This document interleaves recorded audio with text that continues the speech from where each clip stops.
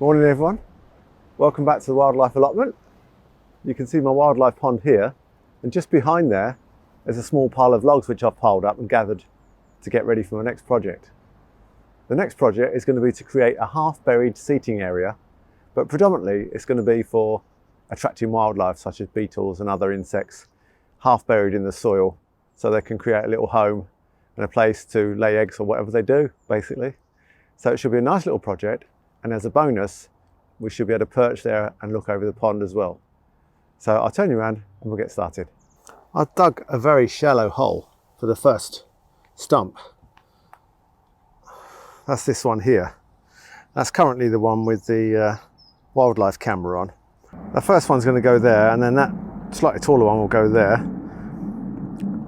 next to it. Let's get this stump in there and see what it looks like. I'll bring you back. Right, that's placed in the hole. Right, so the next job is to dig a hole for this second stump here, and probably dig down to about a third, try and get it level with the first stump.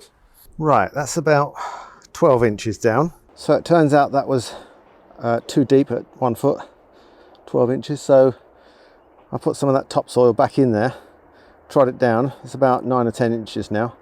I'll give the log another try. Okay, yep, that's a bit more like it. That's just fractionally higher than the one on the right, so I'm quite pleased with that. The main thing is they're both going to be buried in the soil.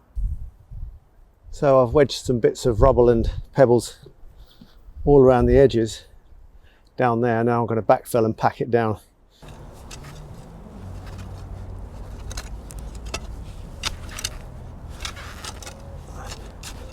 Well, there's 2 tree stumps buried in the ground there, and obviously the wildlife camera's not staying there. Yeah, so what we're going to be doing next is gathering a few more resources, some logs, different thicknesses, different lengths.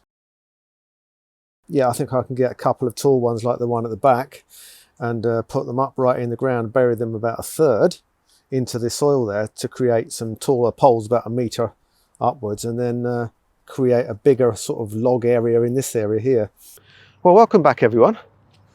Welcome back to my log pile, which is taking shape at the back end of the pond. I couldn't do any filming yesterday because I left my phone at home, and my phone is where I do all my filming and editing for my channel. So I brought it back next day. You don't want to see me put every single log in place, but I'll just give you a basic rundown and a little tour around what I've done so far with the log pile. These 2 logs, half buried in the soil here, make great little perches if you want to sit down and have a cup of tea or a ponder over the pond. You get it? See what I did there? And yeah, they're little perches, but it's not going to be mainly for humans. It's mainly for beetles, wildlife and other things. So I've got this section here. This log here is sideways, laying on its side, with a section missing out of the bottom there. And that's going to be so that toads can crawl into the middle through this way if they want to bury themselves. And these are the 2 uprights about 1 metre off the ground. And here I'm going to drill the holes for the lone bees to come in here, be south facing, which is that way, and here on this side, south facing holes. And I'll be drilling the holes slightly slanting downwards so no water can get in.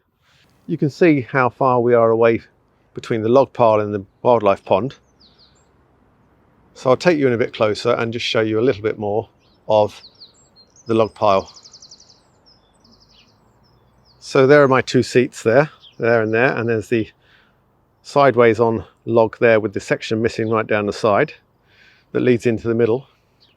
You've got another small upright there, plus the 2 main uprights, and at the top I'm going to drill some holes in a minute for the nesting wild lone bees to find little holes there. And then I'll bring you down here and show you the entrance on the right hand side.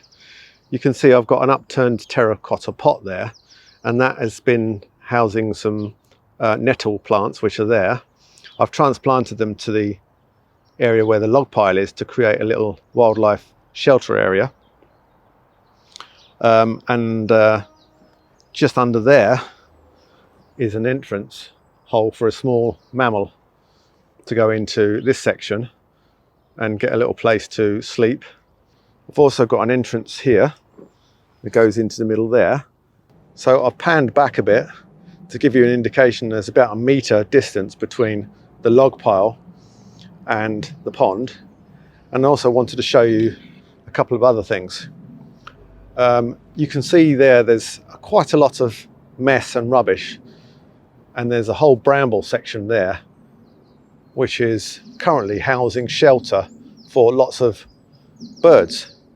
And you probably guess that nobody's actually cultivating that small half plot there next to mine, and I'm really pleased about that, because it means we've got perfect conditions for bird cover in and out there, and they can, well, they often do hide in there. We've got house sparrows, great tits, blue tits, wrens going in and out there all the time, and they dive in there for cover when anything comes along in this area, such as me.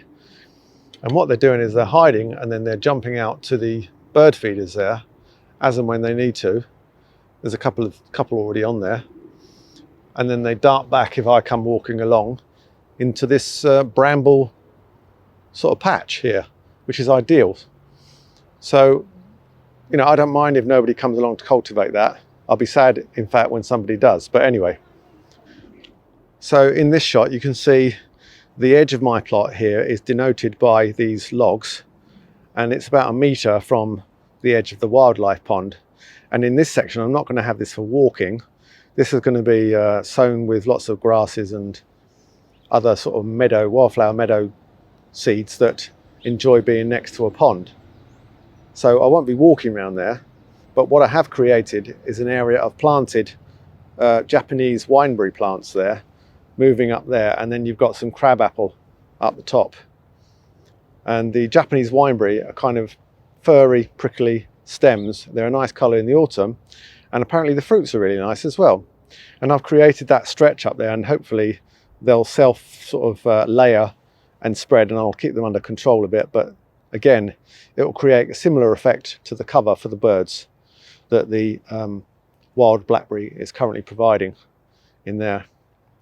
What I've got here is, I'm going to start off with a 10mm drill bit there, and I'm going to drill a couple of these in to the tops of this upright here.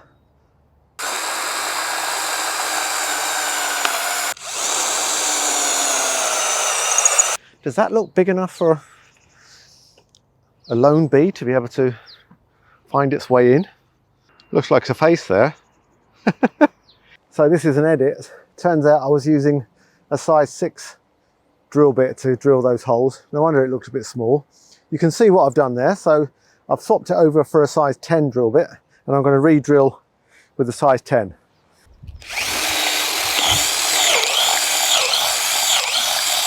Well, there we go. There's quite a few 10mm holes drilled into the tops of those two uprights, about a metre off the ground. And we'll tell whether any lone bees nest in there by end of August, early September maybe. Not exactly sure when they do it, but maybe they'll lay eggs before then, I don't know. But we'll see. Okay, so the next job is to mount a post between the log pile and the pond, about here, where I'm going to mount my wildlife camera. And the wildlife camera is going to pick up on the pond, the beach, and this piece of wood here sticking out of the soil, which I'm going to bury lower into the ground, and that's going to be for sort of wildlife to perch on the end there, dragonflies, etc.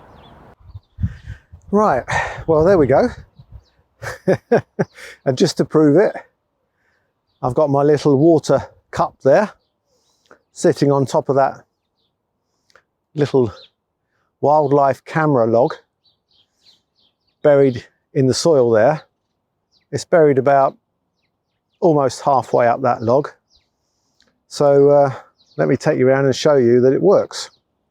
Well, hopefully you can see this log half buried in the soil there, just at the back of the pond.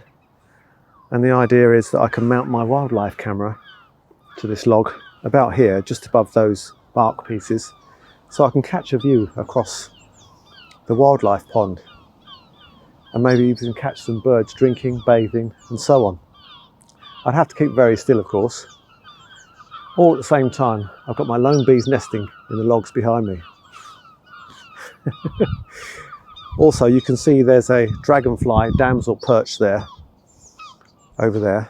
I'm going to bury that a little bit lower in the ground behind the pond so that the tip is a bit closer to the surface of the wildlife pond water level. And hopefully I'll be able to catch a few damsels or dragonflies working their way across the water there. But that remains to be seen.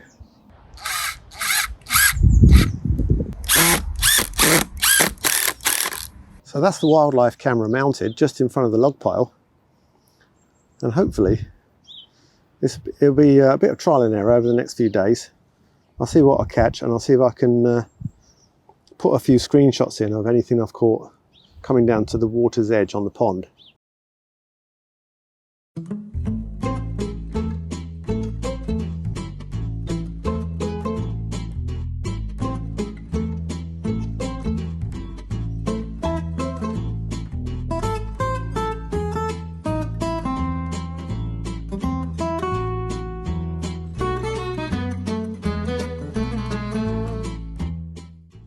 Well, I hope you enjoyed that little log pile project. I certainly did.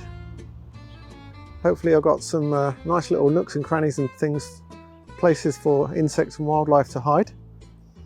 Got my wildlife camera, I've got my seating perches and my soup mug table there.